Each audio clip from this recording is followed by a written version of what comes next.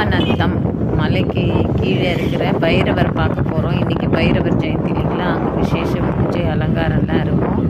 ரொம்ப அமைதியான இடத்துல ரொம்ப அழகாக நல்லா இருக்கும் அந்த பிளேஸு. அது அங்கே வந்து நல்லா பைரவர் வந்து அங்கே தோன்றி உருவானவராம். அவருக்கு வந்து அப்பப்போ வந்து ரொம்ப விசேஷமான தேய்பிரை அஷ்டமியில் பைரவருக்கு நல்ல அபிஷேகம் ஆராதனை அலங்காரங்கள் நடக்குது.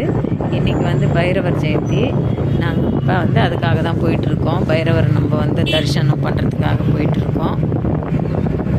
நமக்கு எந்த மன கஷ்டங்கள் இருந்தாலும் கடன், திருமணம் ஆகாதவங்க, குழந்த பாக்கியம் இல்லாதவங்க கூட நல்லா போயிட்டு அங்கே நல்ல விளக்குகளை ஏற்றிட்டு நம்ம வந்து வேண்டிக்கலாம். அவ்வளோ ஒரு விசேஷமான பைரவரன் வந்து நம்ம ஏற்கனவே நாங்கள் போயிட்டு அதை பார்த்துட்டு வந்திருக்கோம். அதனால் இந்த பைரவர் ஜெயந்தியை மிஸ் பண்ணாமல் நம்ம அதை போய் பார்க்க போகிறோம். பைரவரை தரிசனம் பண்ண போகிறோம்.